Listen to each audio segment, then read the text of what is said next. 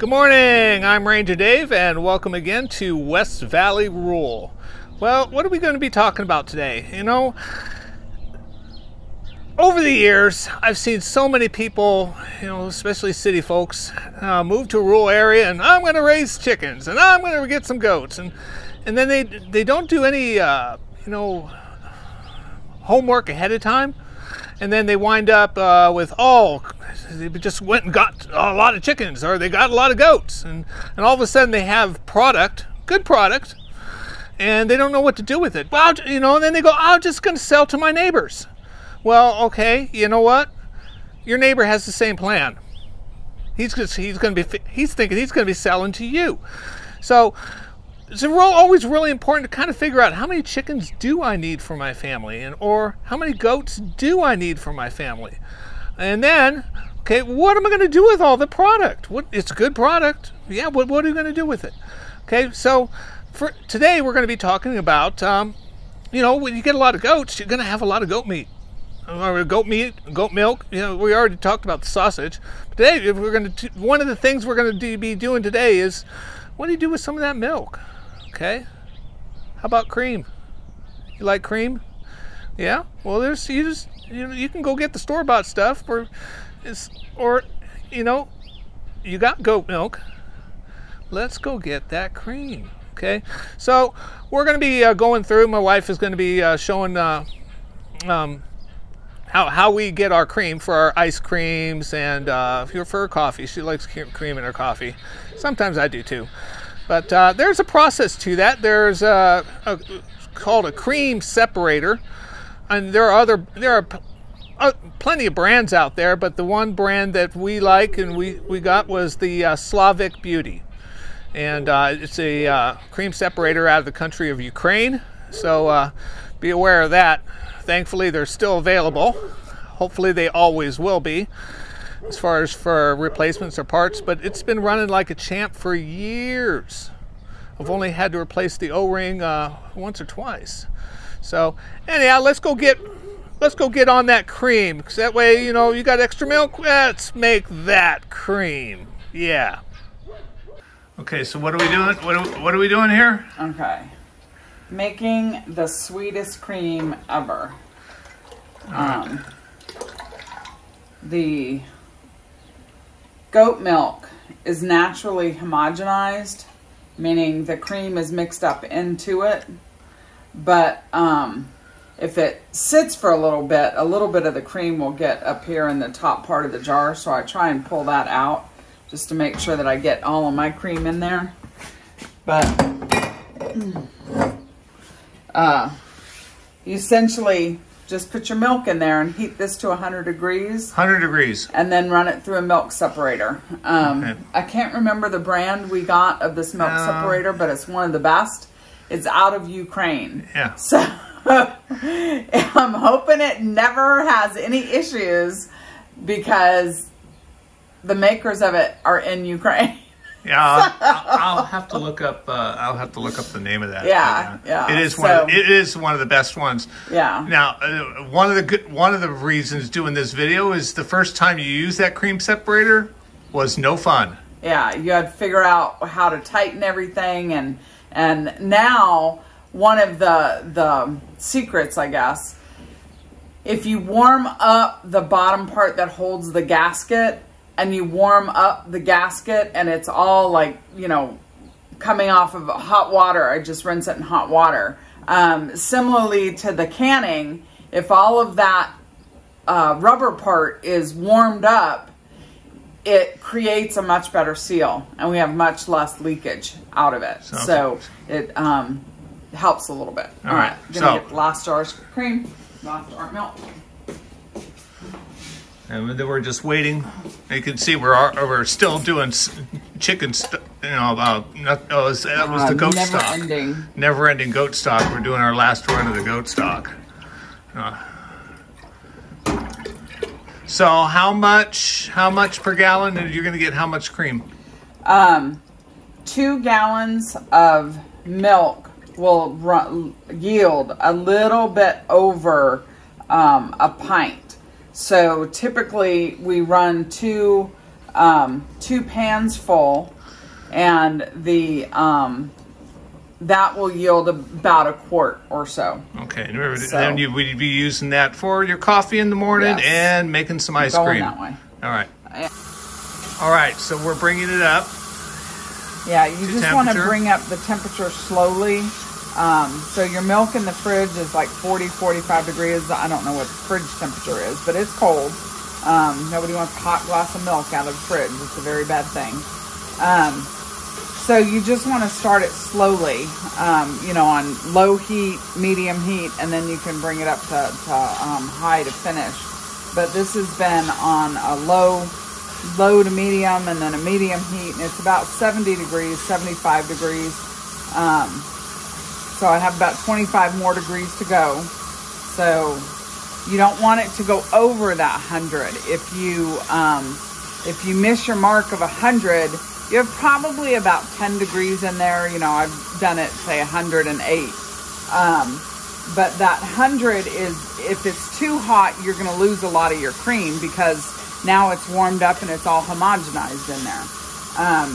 You want it right at 100 degrees is the perfect temperature to spin the milk up in the separator and get the cream, which goes to the top, off of the rest of the milk.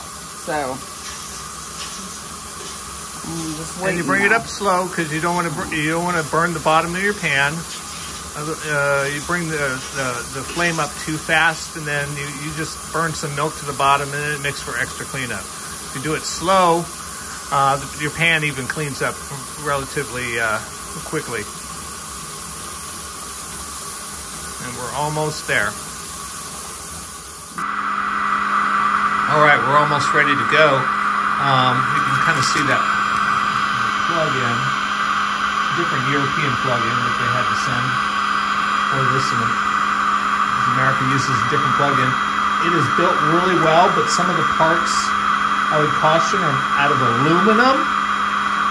Okay, so you would want to take care, because aluminum's a softer metal, so it's you are cautious, and you know, you use a little care when taking it down and putting it back together, because of again, softer metal. The one part that will wear out is this, your O-ring. And so when the war in Ukraine started up, because I knew it was a product out of Ukraine, I ordered a couple of those O-rings just to be on the safe side.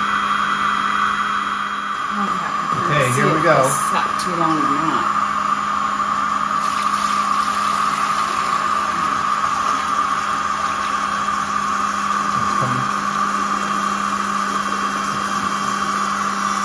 I think this basin will hold like 3 gallons. Kind of see. Start coming out. There we go. Yep. The cream you can see right there coming out. You can see the cream is slowly coming out. That's your skim right over there. That's your skim milk. Some people will save the skim, but we got plenty of milk, so there you go. That's your good solid cream coming out. So within the separator, there's like a casing, like a little space shuttle, like Ruby calls it, space capsule, that holds the various different plates. So you have a dozen different plates that, as this thing spins, that's essentially what you're buying, is a motor to spin the milk through those plates. And as it spins through those plates, the cream gets spun up to the top and comes out here, up this top separator portion, and then all your skim milk just runs straight out of the machine. So come over to this side. So one of the things you're looking for, and this is because this kind of sat here, we were doing different things in the kitchen, so normally I want one pan full after the other, like right through here. That jar's getting full on the cream side.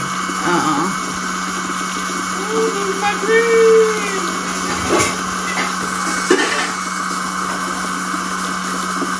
Uh-oh, we're gonna have a smell.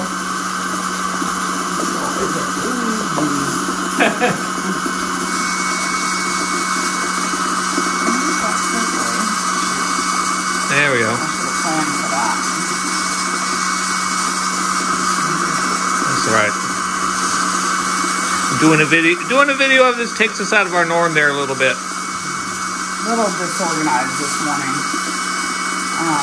But like Julia Child, this is what happens in the kitchen.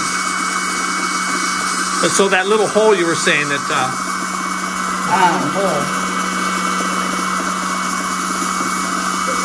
We will sometimes get some leakage out of that little hole there. Yeah, so if you don't have everything aligned in your plates and you have something like it should easily fit together. If you are forcing anything on any of your parts in the separator, take it all apart and start over because something is not working right. Because these things are very precisely made. So you do not want to force this together. Yeah, and if you're forcing it, then something's not meeting where it's supposed to meet. And like the first time he was saying with the instructions, when we put it together and, we didn't have things as tight as it should be. Well, if there's any overflow in there, it's just going to come straight out this hole. And that's telling you that something inside is not working right. So, and it sounds like a freaking airplane going off. Well, no, that's the sound it's supposed to make when you start it, is like an airplane.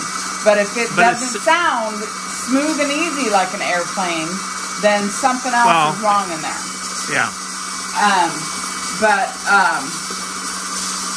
Because this sat a little bit, when I ran that water through, it kind of cleared out some of the, because your cream is going to solidify. That's why you're making it. It's a thicker thing than all of this milk. So,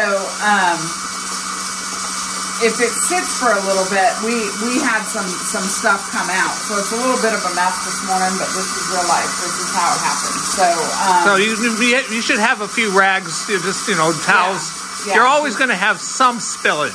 Something. It's rare that you don't have at least a little bit. Yeah, and I should have traded out those buckets because this will produce. That's a 5-gallon bucket down there.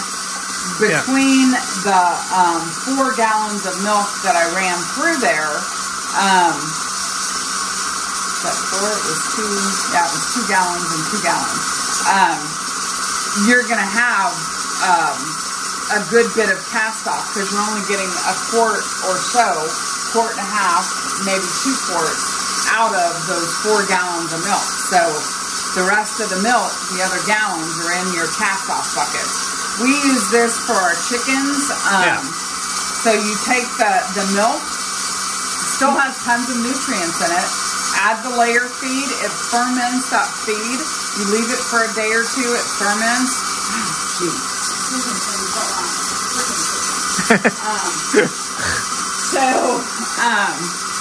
So you ferment the layer feed, you get double the amount of feed because you've soaked up all the milk into that feed.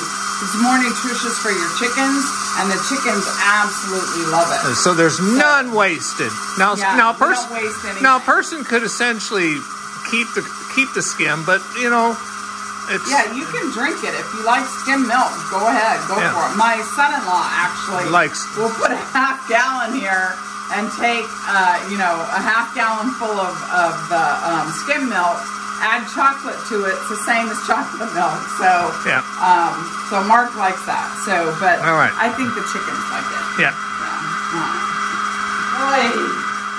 Okay, we're going to be raking this down. So you just start taking all the parts apart. Realize that milk is possibly still leaking through. So you just try and catch it from the bottom and take it to the sink. But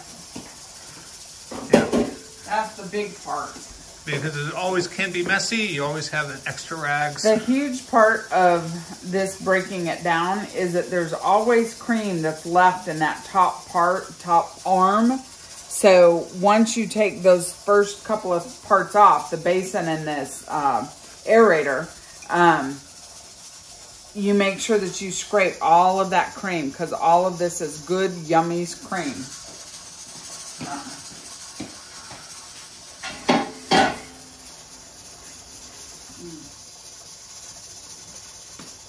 Our hands are constantly dry because we're constantly washing them. But just You know, because that just spins. It has like a little portion. That's where it keeps spinning through. So you block that side and just keep grabbing all that cream. Because all of that cream is just the yummiest stuff ever.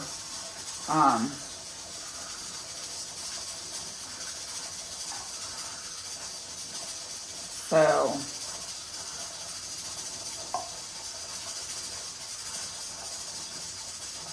yummy, yummy cream. I try to waste none of it because this is oh so yummy.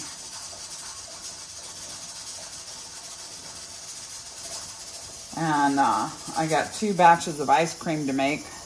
I'm trying to maximize the cream. Give me. I'll take this piece off and pour my coffee through to get all the last little bits. So, but once you break those 2 parts out. Yeah, that's the spaceship. Call that the spaceship. Yeah. So that one's hard.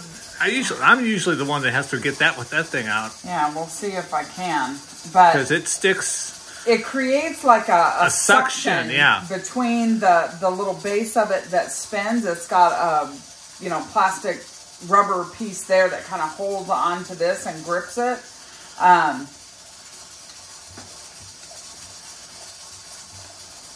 See.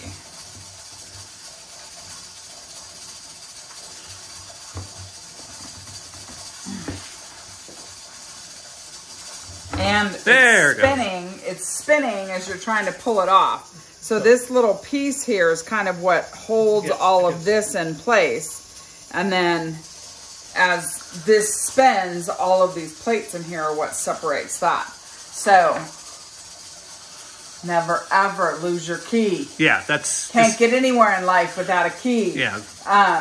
So that key will unseparate this, and when you open this, there's always like the milk and gunk down in there. So it's pretty messy. This is something you typically do right over at the sink. Right. So, but that's the little spaceship thing, and the gasket lies right here in the bottom of the piece, making that warm and making sure that this top piece fits down in there snugly. Saves a lot of irritation, because that likely when it's not spinning right, and I don't know if you can see that, but if this is off at all, it will spin against the other side. And that's what will make the noise. Again, you gotta recognize that this is our aluminum. Right, and this is spinning against the other piece. So if you've got spinning aluminum and it's not set right, you are gouging it. Yeah. So, anyway, we'll go. There's some milk that came out of there, so don't tip it over. That little mechanism right there.